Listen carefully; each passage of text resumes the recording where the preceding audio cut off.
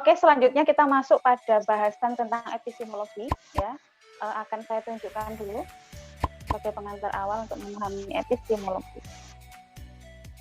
Jadi sama sebagaimana ontologi, epistemologi juga berasal dari bahasa Yunani, ya, terdiri dari dua kata, episteme dan juga logos. Episteme ini berarti sebagai pengetahuan dan logos adalah ilmu, ya, atau teori.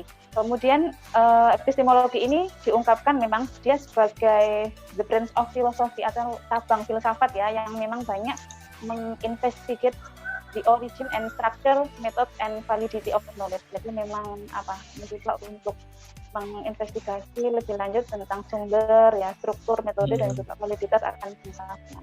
Nah, pertama kali muncul istilahnya memang ini pada pertengahan abad 19, ya, oleh C.S. Barrett dalam bukunya Institute of Metaphysics. Tetapi sebenarnya persoalannya itu sudah banyak dibicarakan sejak dari masa filosof alam, ya, yang dimulai memang antara Heraklitus dan juga dalam melawan Parmenides. Yang pada dasarnya memang ada persengketaan secara fundamental, ya, untuk bisa mereka dalam menangani pembuktian di dalam masalah kebenaran akan pengetahuan itu, epistemologi lah yang akan digunakan sebagai dimensi di dalam menjawab itu. Oke, kita minta pendapat dari Mas Alvan, ya, untuk secara lebih mudah memahami epistemologi ini seperti apa. Oke, pengertian epistemologi ini berasal dari dua tadi, episteme dan logi. Jadi logos, episteme itu berarti pengetahuan atau knowledge, logos berarti teori tentang. Jadi epistemologi umumnya diartikan sebagai theory of knowledge atau teori tentang pengetahuan. Nah, memang tadi dijelaskan dari berasal dari filsafat alam paling awal Parmenides dan Parmenides dan Heraklitus. Itu memang teori tentang. Memang filosof alam pada awalnya memang para filosof itu mencari arche tadi kan, yaitu inti dari kehidupan itu sendiri. Nah, beberapa filosof alam seperti Thales yang mengatakan inti kehidupan itu dari air, asal mula kehidupan itu. Kemudian dari filosof lain misalnya saya juga lupa, dari Anaximandros, Anaxagoras itu juga mengatakan ada yang dari perubahan itu sendiri, ada yang mengatakan dari atom, ada yang mengatakan dari angin. Nah, kemudian setelah bergulirnya waktu, misalnya Pythagoras juga di antara filsuf alam itu, kemudian sampailah pada Plato. Nah, Plato ini bagian dari filosof Athena yang merupakan murid dari Socrates. Jadi pada awalnya abad ke-5 sebelum Masehi itu muncullah semacam gelombang keraguan di Yunani itu dengan menyebarnya paham-paham yang disebut sebagai kaum sopis. Kaum sopis itu dia orang yang pandai berretorika, tapi mereka menjual retorikanya itu dan mereka dalam keadaan ragu, tidak percaya dengan adanya merasa yang paling tahu tentang segala hal. Socrates ini sebenarnya ingin melawan itu, sofisme itu. Makanya filosof yang paling terkenal Socrates adalah quote-nya itu, yang paling saya tahu adalah bahwa aku tidak tahu. Itulah. Ya, merasa tidak tahu itu bagi Socrates bukan soal ini loh, itu retorika, tapi itu memang pencapaian. Jarang sekali kita itu sampai di level yang merasa tidak tahu. Oh, ternyata aku ini tidak tahu. Yang sering kali kita rasakan kan kita merasa sok tahu. Wah, aku tahu tentang ini, aku tahu tentang ini. Tapi pernah nggak kita merasa di level yang aku merasa sangat tidak tahu sama sekali? Nah, itulah yang disampaikan oleh Socrates itu. Nah, kemudian diwarisi oleh Plato, yang sampai sini nanti mungkin bisa ada kajiannya sendiri. Dan Plato akhirnya mengembangkan pemikiran dari Socrates tadi. Nah, dari sinilah epistemologi itu diperbincangkan secara serius, menjawab soal-soal epistemologi. Inilah akar pemikiran pertama epistemologi, yaitu dari Plato itu sendiri, tentang alam jiwa itu. dari Yunaninya, epistemologi dari lahirnya epistemologi di filsafat Yunani, yaitu tentang teori tentang pengetahuan. Kalau kita terlalu jauh sebenarnya. Yang pertama tadi kan epistemologi itu berbicara tentang watak sumber pengetahuan, watak pengetahuan, apakah yang dapat diketahui oleh akal kita, gitu kan? Kemudian dari manakah pengetahuan kita itu berasal, dan apa alat yang digunakan kita untuk mengetahui itu. Makanya pengetahuan itu dari origin atau sumber pengetahuan, kemudian watak, dan kalau sudah kita punya pengetahuan, bagaimana kita menilai pengetahuan itu, apakah benar atau salah, bagaimana merancangnya, bagaimana validitasnya. Nah, itu yang dibicarakan oleh epistemologi sejak awal. Oke, tadi diceritakan ya sejarah kemunculan bagaimana dahulu juga para filosof juga terjadi gelombang keraguan yang besar ya antar para filosof, kemudian dari situ kemudian episteme akan membantu proses terus untuk tadi ya mengidentifikasi bagaimana sumbernya ya yang akan nanti bisa mencapai pada kebenaran yang dituju itu. Oke, kalau dari ini saya dari pengertiannya juga ini bisa kita sederhanakan ya untuk nah, jadi beberapa pengertian yang muncul untuk memahami epistemologi itu sendiri di sini di dalam kamus atau Dictionary of Philosophy memang dikatakan bahwa ini mencoba tentang filsafat yang menyelidiki tentang keaslian ya akan pengertian, struktur, kemudian mode atau cara dan juga validitas ya. Filsafat epistemologi juga dipahami sebagai dimensi filsafat yang menyelidiki untuk hakikat tahu ya, yakni sumbernya, syaratnya, proses terjadinya ilmu. Ya. Maka epistemologi ini sering juga ya disebut sebagai filsafat pengetahuan atau teori ilmu pengetahuan. Dan cara apa sih yang digunakan untuk mendapatkan pengetahuan atau pengetahuan tersebut tadi? Jadi kalau tadi kita tarik pada ontologi ya, masih bicara tentang hakikat, epistemologi ini dia lebih instrumental ya Mas ya, maksudnya mengajarkan kita untuk berproses ya dalam menggali sumber dan cara akan pengetahuan itu sendiri. Jadi setiap manusia itu kan punya pengetahuan dan pengetahuan kita itu kita lacak. Disiplin epistemologi itu mengajarkan kita untuk melacak pengetahuan. Sebenarnya saya tahu tentang sesuatu hal misalnya. Ini benar atau salah? Tapi sebelum mengetahui benar salah itu, dari mana saya mengetahui tentang ini? Ada informasi sekarang misalnya, ada terjadi kecelakaan misalnya kan. Itu benar atau salah kan? Berarti dari mana informasi ini diketahui? Oh, dari seseorang. Apakah yang saya dengar itu benar informasinya? Kan harus mengetek segala macam itu.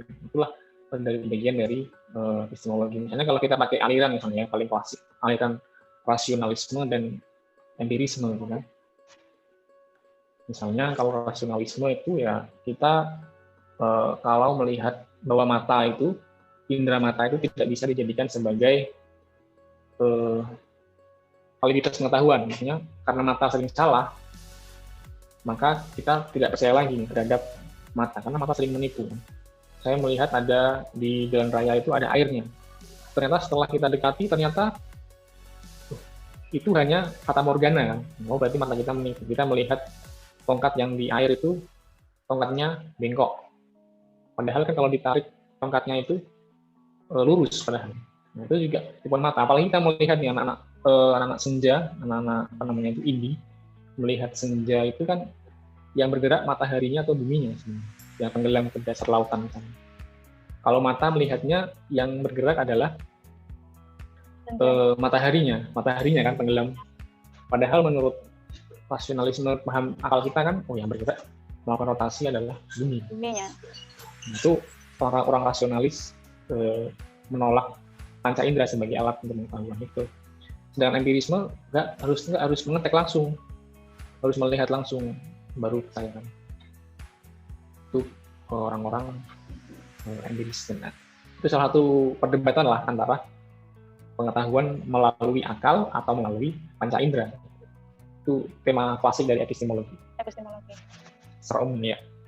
Tetapi dalam epistemologi ini secara praktis kalau di dalam apa kita gunakan untuk memahami pendidikan bisa dicontohkan nggak Mas? dalam hubungannya pendidikan dengan kependidikan? bisa. Kan dalam pendidikan ini kita juga pertama tadi, apakah kita pakai pendekatan tadi misalnya pendidikan sebagai sesuatu yang epistemologis misalnya, epistemologi sebagai teori dulu nih misalnya. Berarti kita menakar misalnya kan, jangan-jangan pengetahuan kita nih tentang pendidikan, pengetahuan kita tentang konsep pendidikan, tentang alat-alat pendidikan, tentang ini unsur-unsur pendidikan itu dari mana belajar? Jangan-jangan yang kita ketahui tentang pendidikan itu salah. Jangan kita mengartikan pendidikan itu tidak sebagaimana pendidikan. Gitu. Sumbernya dari mana pengetahuan pendidikan? Itu sebagai teori. Cara kerja epistemologinya itu seperti apa, Mas? Kita dari setiap elemen atau unsur misalkan dalam pendidikan yang misalkan di situ ada unsur, ada pendidik, ada peserta didik kan, ya. Kemudian kalau kita dekati dengan cara kerjanya epistemologi itu seperti apa gambarannya? Misalnya tentang paradigma, kita kan harus paradigma pendidikan kita itu kan kita melihat ada masalah nih. Misalnya dari sudut pandang seorang dulu, kita melihat ada masalah kan di dunia pendidikan kita ini, di mana pendidikan kita itu tidak banyak orang cerdas, orang yang berprestasi secara pendidikan, edukasi, tapi dia bingung di kehidupan nyata, kan? Nah ini bagaimana ada masalah? Ada ketimpangan ya? Ada ketimpangan, ada masalah. Jangan-jangan ada yang salah dengan pendidikan kita. Nah itulah cara kerja epistemologi itu mulai melacakkan. Jangan-jangan paradigma kita tentang pendidikan ini salah. Nah, mulailah kita belajar dari sejarah kan. Berarti epistemologi ini kembali mengajak kita untuk melihat proses ya dari mempertanyakan konsep-konsep dalam pemikiran kita tentang pendidikan, tentang pengajaran, tentang pengembangan diri, tentang pengetahuan kita. Apa sih yang dari pendidikan? Apakah pendidikan kita ini sesuai dengan generasi milenial sekarang? Apa sih metode pendidikan kita ini? Apakah metode yang sistemnya itu tertutup atau terbuka terhadap informasi dari luar? Maka pendidikan kita ini memang memerlukan paradigma yang baru misalnya. Nah, itu paradigma yang baru kan berarti merekonstruksi arti dari pendidikan kita yang lalu kan. Kalau kita sampai level harus membuat paradigma baru. Makanya kurikulum itu berubah-ubah kan tergantung paradigma pendidikannya kan. Paradigma pendidikannya bukan menterinya ya? Iya. Ya menterinya juga mungkin punya paradigma yang berbeda, akhirnya mengganti kurikulum. Nah paradigma ini berasal dari mana? Nah paradigma ini kan berasal dari epistemologi orang itu terhadap pendidikan kan. Saya melihat pendidikan ini dari sumber-sumber pendidikannya yang masuk ke dalam konsep dia adalah sesuatu yang seperti ini misalnya. Pendidikan itu harus adaptif terhadap cara berpikir, adaptif terhadap perubahan sistem, terhadap perubahan zaman misalnya, adaptif terhadap era multi informasi ini misalnya. Maka udah kurikulumnya harus dirubah. Makanya menurut saya epistemologi pendidikan ini di atas kurikulum. Makanya kan pusat pendidikan dulu, baru kemudian kurikulum, baru merumuskan semua hal itu. Jadi dari tadi ya arti epistemologi secara bahasa, kemudian pengertian dan perkembangannya, kita bisa agar mudah mengingat ya. Ini kata-kata kunci penting ya dalam mengingat epistemologi adalah tentang pengetahuan ya, dan sumber pengetahuan, alat pengetahuan, dan validitas pengetahuan. Ini bisa nggak Mas untuk dijabarkan sekilas gitu ya? Karena ini menjadi keyword yang akan merepresentasi ingatan kita. Oh, kalau bahasan epistemologi itu adalah berkaitan dengan pengetahuan, sumber pengetahuan, alat pengetahuan, dan juga validitas atas pengetahuan itu sendiri. Oke, kalau epistemologi yang berbicara tentang pengetahuan secara umum yang kita ketahui. Apa itu pengetahuan? Oh, pengetahuan itu menurut saya adalah tidak bisa didefinisikan. Kita tahu. Makanya pengetahuan itu yang paling awal adalah pengetahuan itu ya kesadaran. Sadar kan tentang konsep. Baru kemudian informasi. Nah, kita balik ke tiga pokok utama tuh, yaitu sumber, alat atau instrumen, dan validitas. Kalau sumber pengetahuan itu ya sesuatu yang kita ketahui itu dari mana sumbernya, sumber pokoknya. pengetahuan apapun, pengetahuan kita tentang pendidikan Tuhan, tadi ya. Nah, tentang pendidikan itu dari mana pengetahuan itu? Dari yang kita terima dari guru atau dari mana? Kemudian pentingnya meletak sumber pengetahuan ini adalah untuk membedakan antara sumber dan alat ini kan mirip kan. Kalau alat itu media kadang-kadang terbalik gitu. Yang harusnya dia sebagai instrumen dianggap sebagai sumber, padahal dia hanyalah instrumen kan. Alat saja belum mengetahui. Dan alat ini kan berkembang juga. Ini secara umum belum masuk ke pendidikan kan. Misalnya kalau dalam perkembangan sains kan alat pengetahuan ini bisa mikroskop, bisa menggunakan alat apa namanya? Kalau kita mengetahui virus kan harus ada alat kan. Apakah di tubuh seorang itu ada virusnya? Itu kan harus ada instrumen pengetahuan. Yang pertama adalah mata kita, kemudian membutuhkan juga alat yang lain. Dan juga validitas pengetahuan. Validitas ini tentang neraca atau ukuran benar dan salah pengetahuan itu, bagaimana cara kita mengukur itu. Kalau sumber pengetahuan yang paling awal kan pertama dari alam semesta, gitu kan, sumber pengetahuan. Manusia pengetahuan dari mana? Dari alam. Kemudian dari akal kita. Yang dari akal kita itu apa ya? Kesadaran kan. Karena yang di alam yang punya pengetahuan kan hanya apa namanya? Maksudnya manusia dan hewan. Perbedaannya kan binatang kan. Hewan bisa melihat juga, melihat daun, melihat semua hal kan. Bahkan elang juga bisa melihat dengan 1000 kali lipat lebih banyak piksel warnanya dibanding dengan mata manusia kan. Tapi ada satu hal yang membedakan, bahwa hewan mungkin punya pengetahuan tentang alam, tapi mereka tidak punya sumber lain pengetahuan yang paling utama, yaitu akal. Karena makanya akal dalam diri manusia itu juga bukan hanya sebagai alat, karena akal itu juga sebagai sumber pengetahuan. Karena apa? Karena ada yang di alam ini ada sumber pengetahuan yang tidak ada di alam, adanya hanya di akal manusia. Tentang misalnya paling gampang tentang sebab akibat. Oh, kalau di alam ada api, kemudian ada kayu di atasnya terbakar. Nah, kan yang mengatakan sebab akibat itu adalah akal manusia kan. Alam tidak bisa mengatakan itu. Dan kemudian makanya kemarin saya lihat misalnya kan di dalam kamar itu ada kayak kupu-kupu itu kan mau terbang, tapi dia terbentur oleh jendela kaca itu. Kemudian dia balik lagi, terbang lagi ke kaca lagi. Kan dia tidak bisa menganalisis mana sebab mana. Kenapa nggak bisa keluar? Karena depanmu juga ada kaca.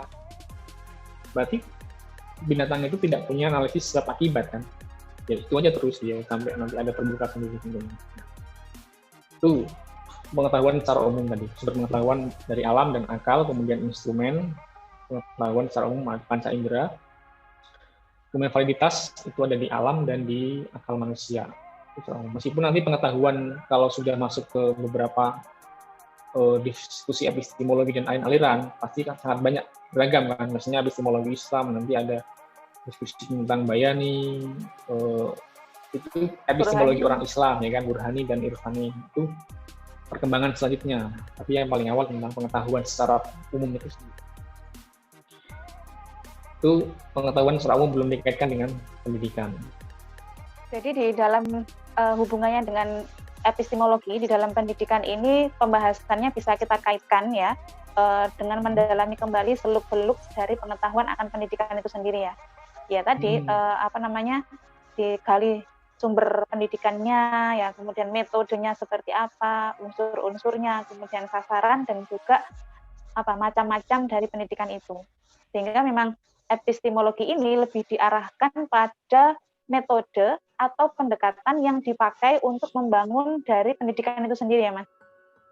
Karena memang dalam mengembangkan pendidikan secara konseptual maupun secara aplikatif juga membutuhkan landasan yang jelas begitu, agar supaya epistemologi yang dibangun ini tidak kabur dan tidak asal ngikut aja. Jadi kalau kita memang arahnya ini lebih ke pendidikan Islam, maka kita harus lebih digali lagi pada sumber-sumber pendidikan secara Islam saja. Jadi pendidikan secara Islamnya gitu ya. Jadi tidak serta-merta kita mencomot gitu ya, dari pendidikan barat misalkan, atau pendidikan kolonial yang dalam konteks Indonesia yang memang banyak mengintervensi pada perkembangan awal. Jadi nanti kalau di dalam merumuskan secara konseptual juga perlu ada syarat-syarat ya, diketahui untuk pendidikan Islam ini ya tadi ada ajaran dasarnya apa ya, kemudian unsur yang mendasarinya apa, agar epistemologinya jelas, seperti itu ya Mas. Iya, misalnya kan unsur pendidik tadi kan, guru. Apa sih yang dimaksud guru dalam ini? Kalau kita melihat tema-tema dari epistemologi, dari pendidikan Islam misalnya kan. Misalnya bahwa dalam Islam itu misalkan orang kan punya bakat masing-masing kan. Nah, bagaimana pendidikan itu dapat mengakomodasi semua bakat manusia itu? Nah, itu kan paradigma yang pendidikan kan. Berarti pendidikan itu jangan hanya soal mentransfer ilmu pengetahuan kan. Bukan hanya pendidikan yang objektif, satu jawaban yang benar, dan satu model murid ideal misalnya. Satu sumber pengetahuan, semuanya harus keseragaman dalam kelas. Kemudian sistemnya juga perankingan, yang perankingan itu juga berdasarkan nilai yang objektif. Makanya tentang narasi pendidikan itu kan diskusi epistemologi pendidikan sebenarnya, pendidikan. Narasi pendidikan kita ini narasi yang objektif atau narasi yang subjektif individual. Karena pendidikan kita lebih cenderung mengutamakan objektif, tapi belum memaksimalkan peran subjektivitas dari individu-individu itu. Padahal itu justru malah menghilangkan esensi dari pendidikan itu sendiri, yaitu memupuk kemampuan individu untuk terus belajar, kemudian beradaptasi dan berinovasi, misalkan. Yang justru kualitas itu berasal dari dimensi subjektivitas atas pendidikan. Kalau objektif kan dia nggak kreasi dong, karena dia harus ikut standar, nilai yang sudah standar, pasif. Apalagi di era pandemi ini kan, inilah sebenarnya ini menjadi momen untuk kita belajar lagi, mengenal lagi kan epistemologi pendidikan kita itu. Belajar. Kita memang pendidikan juga mengalami problem epistemologi juga ya, karena kalau epistemologinya tadi masih bias, nggak jelas, untuk ketahanan dari pendidikan itu sendiri kan kayak oleng gitu ya, gonjang-ganjing ini arahnya kemana sih gitu. Kalau makanya tadi kalau di dalam kebutuhan untuk pendidikan Islam ya harus digali lagi konsep dasarnya dari pendidikan Islam itu sendiri, agar supaya bangunannya kokoh gitu ya. Sebagai pendidik gitu kan, kita juga harus punya pandangan atau paradigma tentang pendidikan, dan yang paradigma itu berasal dari epistemologi tentang pendidikan Islam. Makanya kita harus kalau sebagai pendidik misalnya, kita juga harus mempunyai paradigma bahwa apakah murid itu kita perlakukan seperti cetakan atau seperti malam yang kita cetak harus bersama, atau murid ini kita perlakukan sebagaimana Tuhan atau Allah memberikan fitrahnya masing-masing kan, itu nanti lahirnya kan. Itu sangat terpengaruh oleh paradigma guru ya, atau pendidikan. Iya, paradigma guru. Yang itu bagian dari epistemologi pendidikan. Guru itu sebagai sebagai fasilitator kan harusnya definisi itu kan, sebagai figur penggerak dari belakang atau partner atau pendorong, atau guru itu sebagai panutan, atau guru itu sebagai hanya sumber informasi tunggal, misalnya sumber pengetahuan tunggal. Nah, itu kan harus dipahami yang benar yang mana nih sebenarnya. Iya. Dan pemahaman itu tergantung paradigma masing-masing tadi, bagaimana pendidikan di bawah ya. Maka kalau kita bisa kembali pada pemahaman tentang epistemologi akan pendidikan itu sendiri, nanti eksekusinya juga akan bisa lebih disesuaikan ya.